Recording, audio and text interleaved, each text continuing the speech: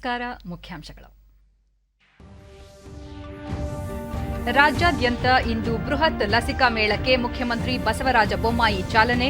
ನಿತ್ಯ 30 ಲಕ್ಷ ಮಂದಿಗೆ ಲಸಿಕೆ ಗುರಿ. ರಾಜ್ಯದಲ್ಲಿರುವ ಬಡವರಿಗೆ ಕಡಿಮೆ ದರದಲ್ಲಿ ನಿವೇಶನ ಹಂಚಿಕೆ. ಸಹಕಾರ ಇಲಾಖೆಯಲ್ಲಿ 5,000 ಹುದ್ದೆಗಳ ಭರ್ತಿಗೆ ಕ್ರಮ. ಸಚಿವ ಎಸ್ಟಿ ಸೋಮಶೇಖರ್. ತಜಕಿಸ್ತಾನದ ದುಶಾಂಬೆಯಲ್ಲಿಂದು ಶಾಂಘೈ ಸಹಕಾರ ಒಕ್ಕೂಟದ ಸಮಾವೇಶ. ಪ್ರಧಾನಿ ನರೇಂದ್ರ ಮೋದಿ ವರ್ಚುವಲ್ ಭಾಷಣ. ಲಕ್ನೋನಲ್ಲಿಂದು ಜಿಎಸ್ಟಿ ಮಂಡಳಿಯ 45ನೇ ಸಭೆ. ಹಲವು ಮಹತ್ವದ ತೀರ್ಮಾನ ಸಾಧ್ಯತೆ.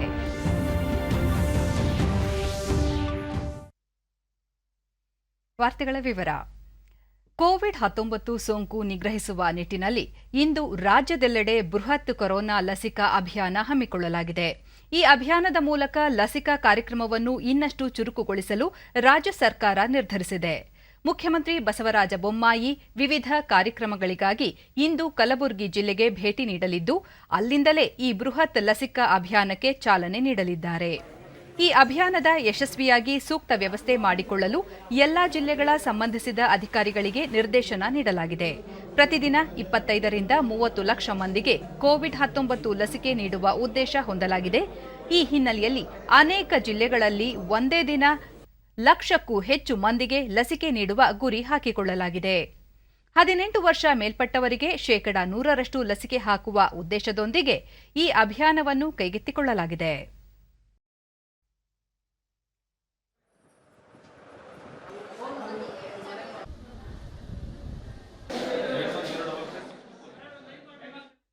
ರಾಜ್ಯ ಸರ್ಕಾರದ ಆದೇಶದ ಮೇರೆಗೆ ಇಂದು ಬೆಂಗಳೂರು ನಗರಾದ್ಯಂತ ಕೋವಿಡ್ ಲಸಿಕೆಯ ಮಹಾ ಅಭಿಯಾನ ನಡೆಯಲಿದ್ದು, 5 ಲಕ್ಷ ಲಸಿಕೆ ನೀಡಿಕೆಯ ಗುರಿ ಹೊಂದಿದ್ದೇವೆ ಎಂದು ಬಿಬಿಎಂಪಿ ಮುಖ್ಯ ಆಯುಕ್ತ ಗೌರವ್ ಗುಪ್ತಾ ನಿನ್ನೆ ತಿಳಿಸಿದ್ದಾರೆ.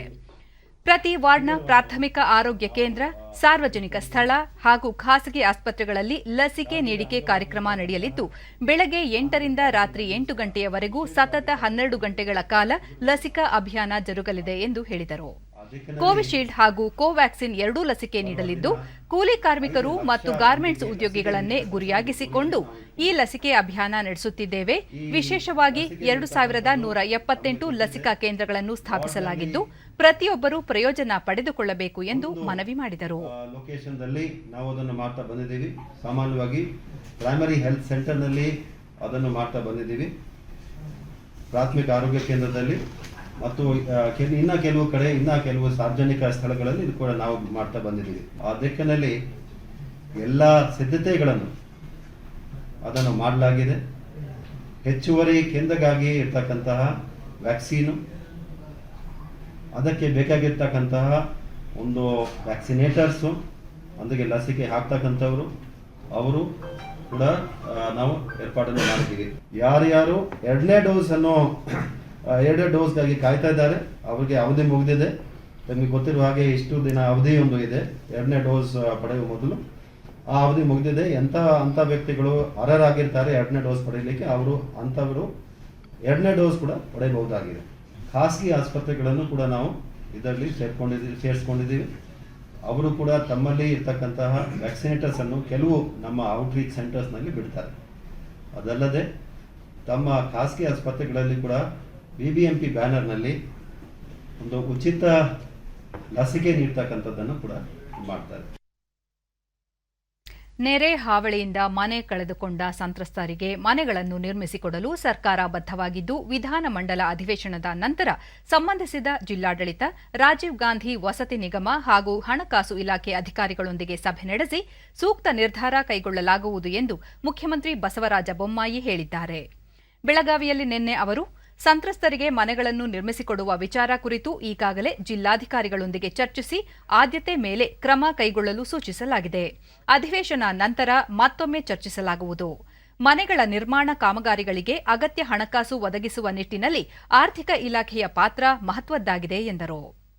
ಬೆಳಗಾವಿ ಜಿಲ್ಲೆಯಲ್ಲಿ ನೆರೆ ಹಾವಳಿಯಿಂದ ಮನೆ ಕಳೆದುಕೊಂಡವರಿಗೆ ಪುನರ್ವಸತಿ ಕಲ್ಪಿಸಲು ಜಿಲ್ಲಾಧಿಕಾರಿಗಳಿಗೆ ಸೂಚನೆ ನೀಡಲಾಗಿದೆ. ಇತ್ತೀಚೆಗೆ ನಡೆದ ಜಿಲ್ಲಾ ಪ್ರಗತಿ ಪರಿಶೀಲನಾ ಸಭೆಯಲ್ಲೂ ಈ ಬಗ್ಗೆ ಚರ್ಚಿಸಲಾಗಿದೆ. ಸಂತ್ರಸ್ತರಿಗೆ ಪರಿಹಾರ ನೀಡುವ ಕುರಿತು ಅಗತ್ಯ ಕ್ರಮ ಕೈಗೊಳ್ಳಲಾಗುವುದು ಎಂದರು. ಫೈನಾನ್ಸ್ ಡಿಪಾರ್ಟ್ಮೆಂಟ್ ಜೊತೆಗೆ ಚರ್ಚೆ ಮಾಡಿ ಅದಕ್ಕೆ ಒಂದು ಪರಿಹಾರವನ್ನು ಸೂಚಿಸ್ತಾ ಇದ್ದೇನೆ. ನಾನು ಇಲ್ಲಿ ರಿವ್ಯೂ ಮಾಡೋಕ್ಕೆ ಬಂದಾಗ ಕೆಲವು ಮಾರ್ಗದರ್ಶನವನ್ನು ಕೊಟ್ಟಿದ್ದೆ, ಯಾವ ರೀತಿ ಮಾಡಬೇಕು ಅಂತ. ಆ ಪ್ರಕಾರ ಎಲ್ಲ ಸಿದ್ಧತೆ ಮಾಡ್ಕೊಂಡಿದ್ದಾರೆ. ಫೈನಾನ್ಸ್ದವ್ರ ಜೊತೆಗೆ ಮಾತನಾಡೋದು ಭಾಳ ಮುಖ್ಯ ಇದೆ. ಅದು ಈ ಅಸೆಂಬ್ಲಿ ಮುಗಿದ ತಕ್ಷಣ ಮಾಡಿ, ಬೆಳಗಾಂ ಜಿಲ್ಲೆಯಲ್ಲಿ ಭಾಳ ಪ್ರಮಾಣದಲ್ಲಿ 2 ವರ್ಷ ಮಳೆ ಬಂದು ಅಪಾರ ಹಾನಿಯಾಗಿರುವಂಥದ್ದು ಮತ್ತು ವಿಶೇಷವಾಗಿ ಮನೆಗಳ ಬಗ್ಗೆ ಸ್ವಲ್ಪ ಭಾಳಷ್ಟು ಪರಿಹಾರ ಸಿಕ್ಕಿಲ್ಲ ಅನ್ನುವಂಥ ಗೊಂದಲ ಏನಿದೆ, ಅದು ನಿವಾರಣೆ ಮಾಡ್ತೀವಿ.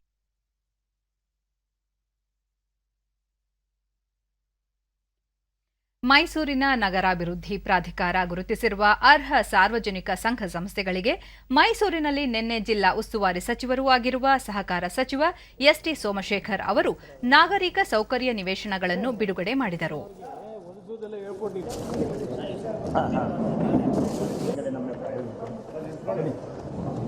ಪೂರ್ತಿ ಎಲ್ಲರೂ ನಿಂತ್ರ ನಮ್ಮ ಆಫೀಸರ್ಸ್ ಸೂಪರ್ಡೆಂಟ್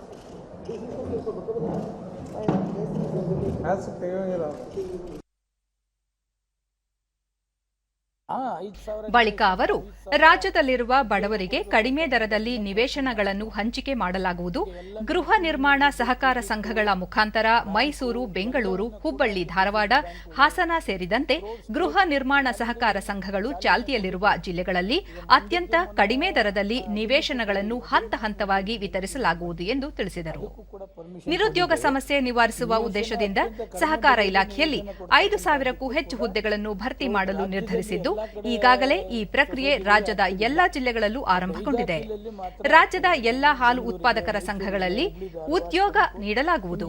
ಅದೇ ರೀತಿ ಕ್ರೆಡಿಟ್ ಬ್ಯಾಂಕ್, ಜಿಲ್ಲಾ ಸಹಕಾರ ಬ್ಯಾಂಕ್ಗಳಲ್ಲಿ ಖಾಲಿ ಇರುವ ಹುದ್ದೆಗಳನ್ನು ಸಹ ಹಂತ ಹಂತವಾಗಿ ಭರ್ತಿ ಮಾಡಿಕೊಳ್ಳಲಾಗುವುದು ಎಂದು ಸಚಿವ ಎಸ್ಟಿ ಸೋಮಶೇಖರ್ ಹೇಳಿದರು. ಒಂದು ದೊಡ್ಡ ಸಿಎ ನಿವೇಶನವನ್ನು ಸಾರ್ವಜನಿಕರಿಗೆ ಬಿಡುಗಡೆ ಮಾಡ್ತಕ್ಕಂಥದ್ದು ಸದ್ಯದಲ್ಲೇ ನೋಟಿಫಿಕೇಶನ್ ಮಾಡ್ತಕ್ಕಂಥದ್ದಕ್ಕೆ. ತಜಕಿಸ್ತಾನ ರಾಜಧಾನಿ ದುಶಾಂಬೆಯಲ್ಲಿ ಇಂದು ಶಾಂಘೈ ಸಹಕಾರ ಒಕ್ಕೂಟ ಎಸ್ಸಿಒ 21ನೇ ಸಮಾವೇಶ ನಡೆಯಲಿದೆ. ಪ್ರಧಾನಿ ನರೇಂದ್ರ ಮೋದಿ ಅವರು ವರ್ಚುವಲ್ ವೇದಿಕೆ ಮೂಲಕ ಸಮಾವೇಶ ಉದ್ದೇಶಿಸಿ ಮಾತನಾಡಲಿದ್ದಾರೆ. ಕೋವಿಡ್ ಹಿನ್ನೆಲೆಯಲ್ಲಿ ಇದೇ ಪ್ರಥಮ ಬಾರಿಗೆ ಹೈಬ್ರಿಡ್ ಮಾದರಿಯಲ್ಲಿ ಸಮಾವೇಶ ಆಯೋಜನೆಗೊಂಡಿದ್ದು, ವಿದೇಶಾಂಗ ವ್ಯವಹಾರಗಳ ಸಚಿವ ಡಾ ಎಸ್ ಜೈಶಂಕರ್ ವ್ಯಕ್ತಿಗತವಾಗಿ ಹಾಜರಾಗಲಿದ್ದಾರೆ. ಆಫ್ಘಾನಿಸ್ತಾನ ಬೆಳವಣಿಗೆ ಸೇರಿದಂತೆ ಪ್ರಾದೇಶಿಕ ರಾಜಕೀಯ ಮತ್ತು ಭದ್ರತಾ ವಲಯಗಳ ಪ್ರಸಕ್ತ ಪರಿಸ್ಥಿತಿ ಕುರಿತು ಸಭೆಯಲ್ಲಿ ಭಾರತ ಪ್ರಸ್ತಾಪಿಸಲಿದೆ. ಅಲ್ಲದೆ ಕೋವಿಡ್ ಸಂಕಷ್ಟ, ಭಯೋತ್ಪಾದನೆ ಸವಾಲು ಎದುರಿಸುವುದು, ಎಸ್ಸಿಒ ಒಕ್ಕೂಟದ ವಿಸ್ತರಣೆ, ಬಹುಪಕ್ಷೀಯ ಆರ್ಥಿಕ ಸಹಕಾರ ಮುಂತಾದ ವಿಷಯಗಳ ಕುರಿತು ಚರ್ಚೆ ನಡೆಯಲಿದೆ.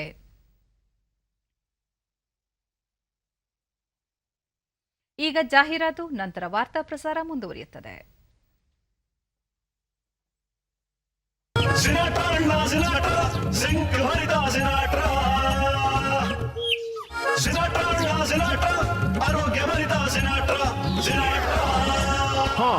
ಬೆಳಗ್ಗೆ ಜಿನಾಟ್ರಾ ಹಾಕಿದರೆ ಅದು ಖುಷಿಯಿಂದ ನಲಿಯುತ್ತದೆ. ಮಣ್ಣು ಮತ್ತು ಗಿಡಗಳಲ್ಲಿ ಜಿಂಕಿನ ಕೊರತೆಯನ್ನು ನೀಗಿಸುತ್ತದೆ ಜಿನಾಟ್ರಾ, ಎಫ್ಎಂಸಿಯ ಜಿನಾಟ್ರಾ. ಪ್ರಧಾನಿ ನರೇಂದ್ರ ಮೋದಿ ಅವರು ಇದೇ 24ರಂದು ವಾಷಿಂಗ್ಟನ್ನಲ್ಲಿ ನಡೆಯಲಿರುವ ಪ್ರಥಮ ವ್ಯಕ್ತಿಗತ ಕ್ವಾಡ್ ನಾಯಕರ ಸಮಾವೇಶದಲ್ಲಿ ಭಾಗವಹಿಸಲಿದ್ದಾರೆ. ಇದೇ 25ರಂದು ವಿಶ್ವಸಂಸ್ಥೆಯ 76ನೇ ಅಧಿವೇಶನದ ಅಂಗವಾಗಿ ನಡೆಯಲಿರುವ ಸಾಮಾನ್ಯ ಚರ್ಚೆಯನ್ನುದ್ದೇಶಿಸಿ ಪ್ರಧಾನಿ ಭಾಷಣ ಮಾಡಲಿದ್ದಾರೆ. ದೆಹಲಿಯಲ್ಲಿ ನಿನ್ನೆ ಸುದ್ದಿಗೋಷ್ಠಿಯಲ್ಲಿ ಈ ವಿವರ ನೀಡಿದ ವಿದೇಶಾಂಗ ವಕ್ತಾರ ಅರ್ದೀನ್ ಬಾಗ್ಚಿ, ವಾಷಿಂಗ್ಟನ್ನಲ್ಲಿ ಪ್ರಧಾನಿ ನರೇಂದ್ರ ಮೋದಿ ಅವರು ಅಮೆರಿಕ ಅಧ್ಯಕ್ಷ ಜೋ ಬೈಡನ್ ಅವರೊಂದಿಗೆ ದ್ವಿಪಕ್ಷೀಯ ಮಾತುಕತೆ ನಡೆಸಲಿದ್ದಾರೆ ಎಂದು ತಿಳಿಸಿದರು. ರಕ್ಷಣಾ ಕಾರ್ಯತಂತ್ರ ಬಲಪಡಿಸುವ ಉದ್ದೇಶದ ಕ್ವಾಡ್ ಒಕ್ಕೂಟದಲ್ಲಿ ಭಾರತ, ಅಮೆರಿಕ, ಜಪಾನ್ ಮತ್ತು ಆಸ್ಟ್ರೇಲಿಯಾ ಸದಸ್ಯ ರಾಷ್ಟ್ರಗಳಾಗಿವೆ. As mentioned therein, he will participate in the first in-person Quad Leaders Summit in Washington on September 24th. On September 25th, he will address the UN General Debate of the UN General Assembly at its 76th session. While Prime Minister is in Washington, he will also have a bilateral meeting with President Biden. We also look forward to bilateral meetings with other Quad leaders, time permitting, on September 25th. ಉತ್ತರ ಪ್ರದೇಶದ ಲಕ್ನೋನಲ್ಲಿಂದು ಸರಕು ಮತ್ತು ಸೇವಾ ತೆರಿಗೆ GST ಮಂಡಳಿಯ 45ನೇ ಸಭೆ ನಡೆಯಲಿದೆ. Covid ಸಾಂಕ್ರಾಮಿಕದ ನಂತರ ಇದೇ ಮೊದಲ ಬಾರಿಗೆ ಭೌತಿಕವಾಗಿ ಈ ಸಭೆ ಆಯೋಜನೆಗೊಂಡಿದೆ. ಹಣಕಾಸು ಸಚಿವೆ ನಿರ್ಮಲಾ ಸೀತಾರಾಮನ್ ಅಧ್ಯಕ್ಷತೆಯಲ್ಲಿ ನಡೆಯಲಿರುವ ಈ ಸಭೆಯಲ್ಲಿ ಹಲವು ಮಹತ್ವದ ತೀರ್ಮಾನಗಳನ್ನು ಕೈಗೊಳ್ಳುವ ಸಾಧ್ಯತೆಯಿದೆ. ಕೇಂದ್ರ ಹಣಕಾಸು ಖಾತೆ ರಾಜ್ಯ ಸಚಿವ ಪಂಕಜ್ ಚೌಧರಿ ಈ ವಿಷಯ ತಿಳಿಸಿದ್ದು, ಎಲ್ಲಾ ರಾಜ್ಯಗಳ ಹಣಕಾಸು ಸಚಿವರು ಮತ್ತು ಕೇಂದ್ರ ಮತ್ತು ರಾಜ್ಯ ಸರ್ಕಾರಗಳ ಹಿರಿಯ ಅಧಿಕಾರಿಗಳು ಭಾಗವಹಿಸಲಿದ್ದಾರೆ ಎಂದು ಹೇಳಿದರು.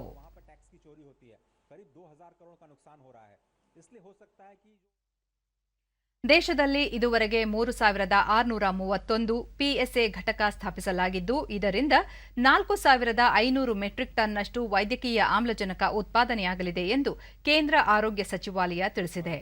ದೆಹಲಿಯಲ್ಲಿ ನಿನ್ನೆ ಸುದ್ದಿಗೋಷ್ಠಿಯಲ್ಲಿ ವಿವರ ನೀಡಿದ ಕೇಂದ್ರ ಆರೋಗ್ಯ ಕಾರ್ಯದರ್ಶಿ ರಾಜೇಶ್ ಭೂಷಣ್, ದೇಶದಲ್ಲಿ ಪ್ರಸ್ತುತ 3,42,000 ಕೋವಿಡ್ ಸಕ್ರಿಯ ಪ್ರಕರಣಗಳಿದ್ದು, ಈ ಪೈಕಿ ಕೇರಳ ಒಂದರಲ್ಲೇ 1.9 ಲಕ್ಷಕ್ಕೂ ಹೆಚ್ಚಿನ ಪ್ರಕರಣಗಳಿವೆ.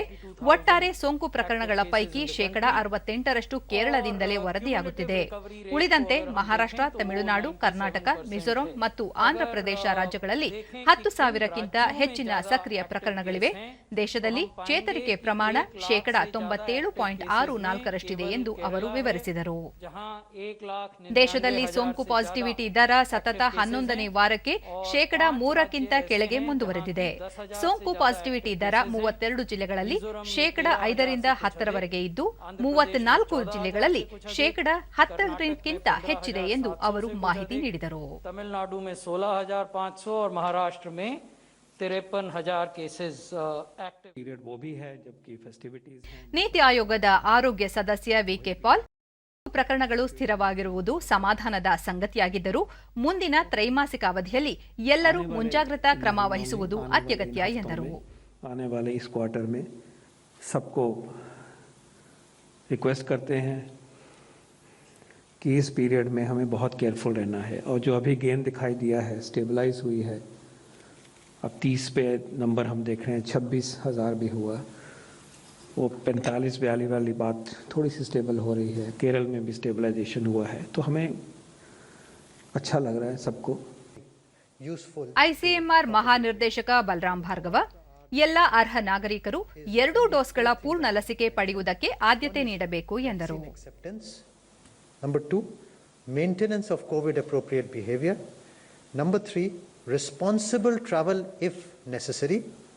And the last is responsible festivity. Thank you. ರಾಜ್ಯದಲ್ಲಿ ನಿನ್ನೆ ಹೊಸದಾಗಿ 1,108 ಕೋವಿಡ್ ಪ್ರಕರಣಗಳು ದೃಢಪಟ್ಟಿದ್ದು, ಇದರೊಂದಿಗೆ ಒಟ್ಟು ಸೋಂಕು ಪ್ರಕರಣಗಳ ಸಂಖ್ಯೆ 29,65,191ಕ್ಕೆ ಏರಿಕೆಯಾಗಿದೆ. ನಿನ್ನೆ 809 ಮಂದಿ ಆಸ್ಪತ್ರೆಯಿಂದ ಬಿಡುಗಡೆಯಾಗಿದ್ದು, ಇದುವರೆಗೂ ಗುಣಮುಖರಾದವರ ಒಟ್ಟು ಸಂಖ್ಯೆ 29,11,434ಕ್ಕೆ ತಲುಪಿದೆ. ನಿನ್ನೆ 18 ಮಂದಿ ಸಾವನ್ನಪ್ಪಿದ್ದು, ಮೃತಪಟ್ಟವರ ಸಂಖ್ಯೆ 37,555ಕ್ಕೆ ಏರಿಕೆಯಾಗಿದೆ. ಸದ್ಯ ರಾಜ್ಯದಲ್ಲಿ 16,174 ಸಕ್ರಿಯ ಪ್ರಕರಣಗಳಿವೆ ಎಂದು ಆರೋಗ್ಯ ಮತ್ತು ಕುಟುಂಬ ಕಲ್ಯಾಣ ಇಲಾಖೆ ತಿಳಿಸಿದೆ. ಬೆಂಗಳೂರಿನಲ್ಲಿ 308 ಮಂದಿಗೆ ಸೋಂಕು ತಗುಲಿದ್ದು, ಒಟ್ಟು ಸೋಂಕು ಪ್ರಕರಣಗಳ ಸಂಖ್ಯೆ 12,42,640ಕ್ಕೆ ಏರಿಕೆಯಾಗಿದೆ. ಇಂದು 203 ಮಂದಿ ಆಸ್ಪತ್ರೆಯಿಂದ ಬಿಡುಗಡೆಯಾಗಿದ್ದರೂ, ಇದುವರೆಗೂ ಒಟ್ಟು 12,19,141 ಮಂದಿ ಗುಣಮುಖರಾಗಿದ್ದಾರೆ. ಸದ್ಯ 7,428 ಸಕ್ರಿಯ ಪ್ರಕರಣಗಳಿವೆ. ಬೆಂಗಳೂರಿನಲ್ಲಿ 5 ಸಾವನ್ನಪ್ಪಿದ್ದು, ಇದುವರೆಗೆ ಒಟ್ಟು 16,070 ಮಂದಿ ಸಾವನ್ನಪ್ಪಿದ್ದಾರೆ. ಹಾವೇರಿ, ರಾಯಚೂರು ಹಾಗೂ ಯಾದಗಿರಿ ಜಿಲ್ಲೆಗಳಲ್ಲಿ ಯಾವುದೇ ಸೋಂಕು ಪ್ರಕರಣ ವರದಿಯಾಗಿಲ್ಲ. ಉಳಿದಂತೆ ರಾಜ್ಯದ ವಿವಿಧ ಜಿಲ್ಲೆಗಳಲ್ಲಿ ದಾಖಲಾಗಿರುವ ಸೋಂಕು ಪ್ರಕರಣಗಳ ವಿವರ ಹೀಗಿದೆ.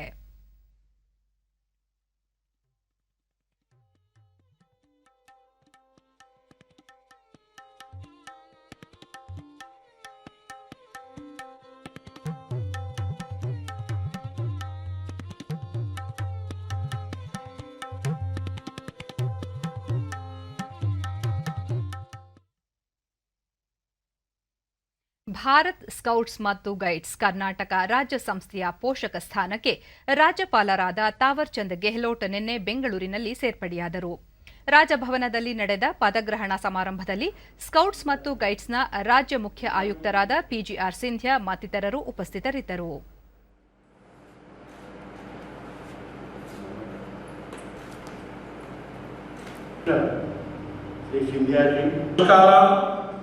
ಬಳಿಕ ಥಾವರ್ಚಂದ್ ಗೆಹ್ಲೋಟ್ ರಾಜ್ಯ, ರಾಷ್ಟ್ರ ಮತ್ತು ಅಂತಾರಾಷ್ಟ್ರೀಯ ಮಟ್ಟದಲ್ಲಿ ಸ್ಕೌಟ್ಸ್ ಅಂಡ್ ಗೈಡ್ಸ್ ಸಿಬ್ಬಂದಿ ಸೇವಾ ಮನೋಭಾವದಿಂದ ಕಾರ್ಯನಿರ್ವಹಿಸುತ್ತಿರುವುದು ಹೆಮ್ಮೆಯ ವಿಚಾರ.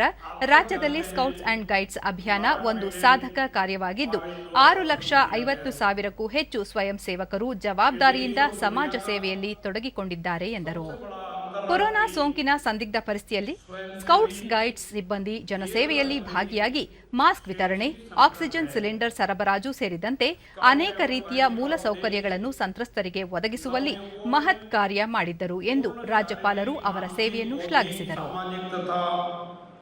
आध्यात्मिक क्षमताओं का विकास करना है जिससे कि वे एक जिम्मेदार नागरिक के रूप में अपनी क्षमताओं के द्वारा स्थानीय, राष्ट्रीय तथा अंतर्राष्ट्रीय स्तर पर सेवा कार्य में योगदान कर सकें. कर्नाटक राज्य की भारत स्काउट एवं गाइड इकाई द्वारा कोविड-19 महामारी के दौरान कई महत्वपूर्ण कार्य किए गए, जैसे मास्क बैंक की स्थापना करके 90 लाख से अधिक मास्क वितरित किए गए. ಪಿಜಿಆರ್ ಸಿಂಧ್ಯಾ ಸುಮಾರು 25,000ಕ್ಕೂ ಹೆಚ್ಚು ಶಿಕ್ಷಕರು ಮತ್ತು ಅನೇಕ ಸಮಾಜ ಸೇವಕರು ಕರ್ನಾಟಕದಲ್ಲಿ ಮಾಡುತ್ತಿರುವ ಸೇವೆಗೆ ರಾಜ್ಯಪಾಲರು ಎಲ್ಲಾ ಹಂತಗಳಲ್ಲಿಯೂ ಮಾರ್ಗದರ್ಶನ ನೀಡಬೇಕೆಂದು ಮನವಿ ಮಾಡಿ ವಿದ್ಯಾರ್ಥಿಗಳಲ್ಲಿ ಉತ್ತಮ ವ್ಯಕ್ತಿತ್ವ ರೂಪಿಸುವುದಕ್ಕಾಗಿ ಶ್ರಮಿಸಲಿದ್ದೇವೆ ಎಂದು ವಿಶ್ವಾಸದಿಂದ ನುಡಿದರು. One finger says we keep ourselves happy, keeping our mental strength and physical strength in proper condition, which is very, very essential. One finger. The other finger says that we believe in God, and God is nothing but truth. We respect all the religions because all the religions says God. ಭಾರತದ ಸ್ವಾತಂತ್ರ್ಯ ಹೋರಾಟ ಆಂದೋಲನವು ಆಧುನಿಕ ಜಗತ್ತು ಕಂಡ ಅತಿ ದೊಡ್ಡ ಚಳವಳಿಗಳಲ್ಲಿ ಒಂದಾಗಿದೆ. ಸ್ವಾತಂತ್ರ್ಯ ಹೋರಾಟದ ಘಟನೆಗಳು, ತಮ್ಮ ಸರ್ವಸ್ವವನ್ನು ತ್ಯಾಗ ಮಾಡಿದ ಹಲವು ಮಹನೀಯರ ಕುರಿತ ವಿಶೇಷ ವರದಿಯ ಸರಣಿ ಆಕಾಶವಾಣಿ ರಾಷ್ಟ್ರೀಯ ಸುದ್ದಿ ವಿಭಾಗದ ಸಹಕಾರದೊಂದಿಗೆ ಇಲ್ಲಿದೆ.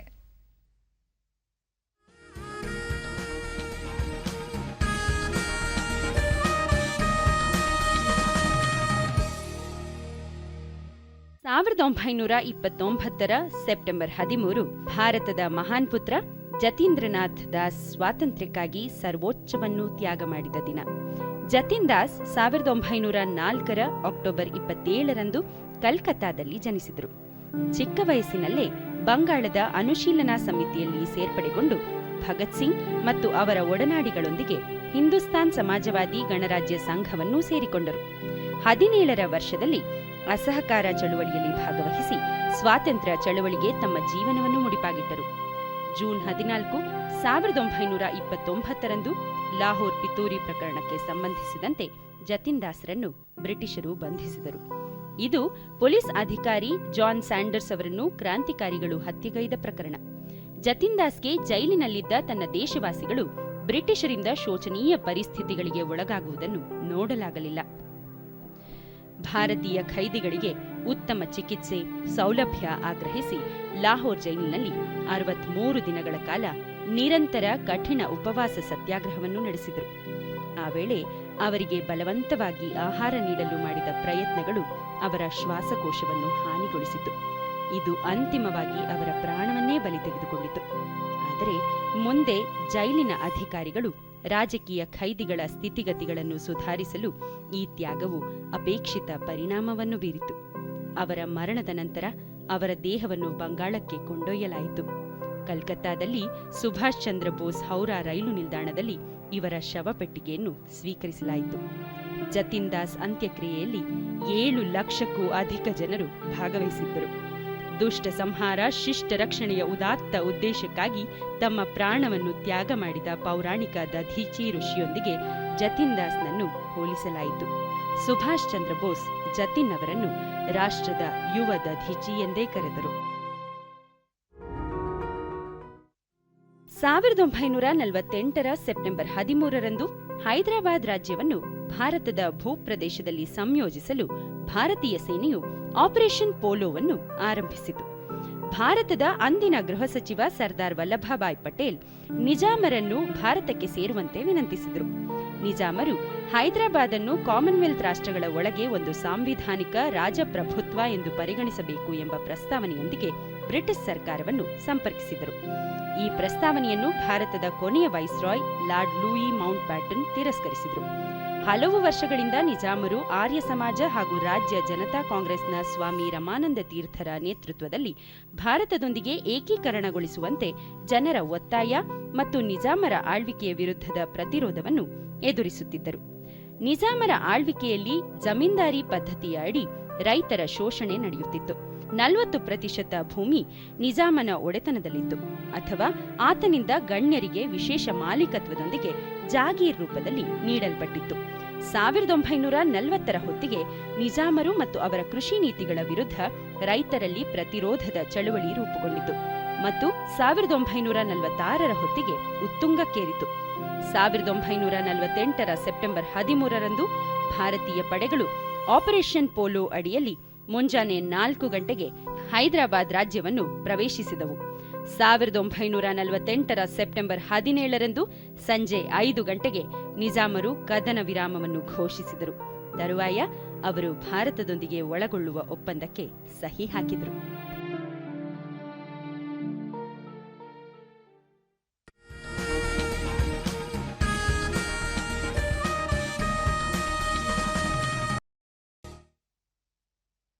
ದುಬೈನಲ್ಲಿ ಇದೇ ಅಕ್ಟೋಬರ್ನಲ್ಲಿ ನಡೆಯಲಿರುವ ಟಿ20 ವಿಶ್ವಕಪ್ ಕ್ರಿಕೆಟ್ ಪಂದ್ಯಾವಳಿಯ ನಂತರ ಭಾರತೀಯ ಟಿ20 ತಂಡದ ನಾಯಕತ್ವದಿಂದ ಕೆಳಗಿಳಿಯುವುದಾಗಿ ನಾಯಕ ವಿರಾಟ್ ಕೊಹ್ಲಿ ಘೋಷಿಸಿದ್ದಾರೆ. ಈ ಕುರಿತು ಟ್ವೀಟ್ನಲ್ಲಿ ಮಾಹಿತಿ ನೀಡಿರುವ ಕೊಹ್ಲಿ, 3 ಸ್ವರೂಪದ ಕ್ರಿಕೆಟ್ ತಂಡದ ನಾಯಕತ್ವವನ್ನು ಕಳೆದ 5-6 ವರ್ಷಗಳಿಂದ ತಾವು ನಿಭಾಯಿಸಿದ್ದು, ಇದೀಗ ಟೆಸ್ಟ್ ಮತ್ತು ಏಕದಿನ ಕ್ರಿಕೆಟ್ನತ್ತ ಹೆಚ್ಚು ಗಮನ ನೀಡುವ ಸಮಯ ಬಂದಿದೆ ಎಂದಿದ್ದಾರೆ. ತಮ್ಮ ನಿರ್ಧಾರವನ್ನು ಬಿಸಿಸಿಐ ಅಧ್ಯಕ್ಷ ಸೌರವ್ ಗಂಗೂಲಿ ಮತ್ತು ಕಾರ್ಯದರ್ಶಿ ಜೈ ಶಾ ಅವರಿಗೆ ತಿಳಿಸಿರುವುದಾಗಿ ಕೊಹ್ಲಿ ಹೇಳಿದ್ದಾರೆ. ಈಗ ಇಂದಿನ ಪತ್ರಿಕೆಗಳ ಇಣುಕು ನೋಟ. ಶುಲ್ಕ ವಿನಾಯಿತಿ 15% ಮಾತ್ರ. ಖಾಸಗಿ ಶಾಲೆಗಳಲ್ಲಿ 30% ಶುಲ್ಕ ಕಡಿತಕ್ಕೆ ಸರ್ಕಾರ ಹೊರಡಿಸಿದ್ದ ಆದೇಶ ರದ್ದು. 70% ಬದಲು 85% ಸ್ಕೂಲ್ ಫೀ ಸಂಗ್ರಹಕ್ಕೆ ಹೈಕೋರ್ಟ್ ಅವಕಾಶ. ದಾಖಲೆಯ 30 ಲಕ್ಷ ಮಂದಿಗೆ ಇಂದು ಲಸಿಕೆ ನೀಡುವ ಗುರಿ. ಬೃಹತ್ ಮೇಳಕ್ಕೆ ಕಲಬುರಗಿಯಲ್ಲಿ ಸಿಎಂ ಚಾಲನೆ. ರೈತರಿಗೆ ಸಿಹಿ ಸುದ್ದಿ ನೀಡಿದ ಪ್ರಧಾನಿ, ಪಿಎಂ ಕಿಸಾನ್ ಸಮ್ಮಾನ್ ಮೊತ್ತ ಹೆಚ್ಚಳಕ್ಕೆ ಗ್ರೀನ್ ಸಿಗ್ನಲ್. ವಿದ್ಯುತ್ ಖಾಸಗೀಕರಣ ಚಿಂತನೆಯೇ ಇಲ್ಲ. ರೈತರ ಪಂಪ್ಸೆಟ್ಗೆ ಮೀಟರ್ ಅಳವಡಿಸುವ ಆಲೋಚನೆಯೂ ಇಲ್ಲ. ನಾಗರಿಕರು, ರೈತರು, ಉದ್ಯಮಿಗಳಿಗೆ ಆತಂಕ ಬೇಡ. ಸಚಿವ ಸುನಿಲ್ ಕುಮಾರ್. ಇಂದು ಜಿಎಸ್ಟಿ ಮಂಡಳಿ ಸಭೆ. ಪೆಟ್ರೋಲ್ ಡೀಸೆಲ್ ಚರ್ಚೆ. ತೈಲೋತ್ಪನ್ನ ಸೇರ್ಪಡೆ ಆದರೆ ದರ ಭಾರೀ ಇಳಿಕೆ. ಇವು ಇಂದಿನ ಪತ್ರಿಕೆಗಳ ಪ್ರಮುಖ ಸುದ್ದಿ. ಉಳಿದಂತೆ ಎನ್ಇಪಿ ಜಾರಿಗೆ ಕಾರ್ಯಪಡೆ ರಚನೆ. ಮದನ್ ಗೋಪಾಲ್ ಅಧ್ಯಕ್ಷ. 21 ಶಿಕ್ಷಣ ತಜ್ಞರು, ಅಧಿಕಾರಿಗಳು ಸದಸ್ಯರು.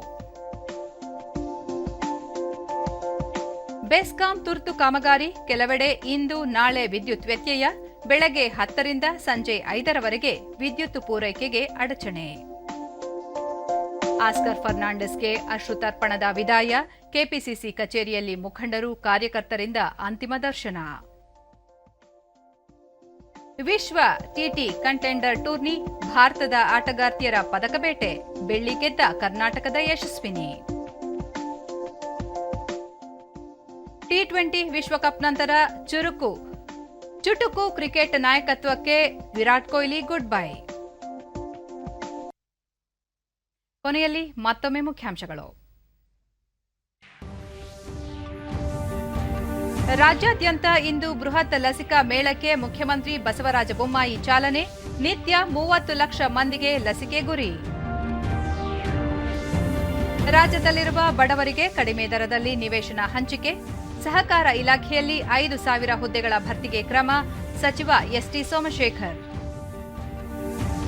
ತಜಕಿಸ್ತಾನದ ದುಶಾಂಬೆಯಲ್ಲಿಂದು ಶಾಂಘೈ ಸಹಕಾರ ಒಕ್ಕೂಟದ ಸಮಾವೇಶ. ಪ್ರಧಾನಿ ನರೇಂದ್ರ ಮೋದಿ ವರ್ಚುವಲ್ ಭಾಷಣ.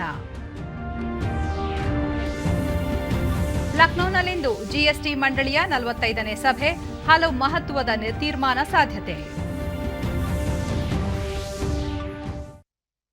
ನಮ್ಮ ವಾರ್ತಾ ಪ್ರಸಾರವನ್ನು ನೀವು ಡಿಡಿ ಚಂದನ ನ್ಯೂಸ್ ಯೂಟ್ಯೂಬ್ ಚಾನೆಲ್ನಲ್ಲೂ ವೀಕ್ಷಿಸಬಹುದು.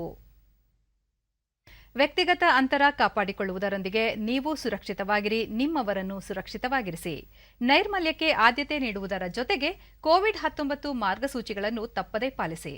ನಮ್ಮ ಮುಂದಿನ ವಾರ್ತಾ ಪ್ರಸಾರ ಬೆಳಗ್ಗೆ 10:30ಕ್ಕೆ. ನಮಸ್ಕಾರ.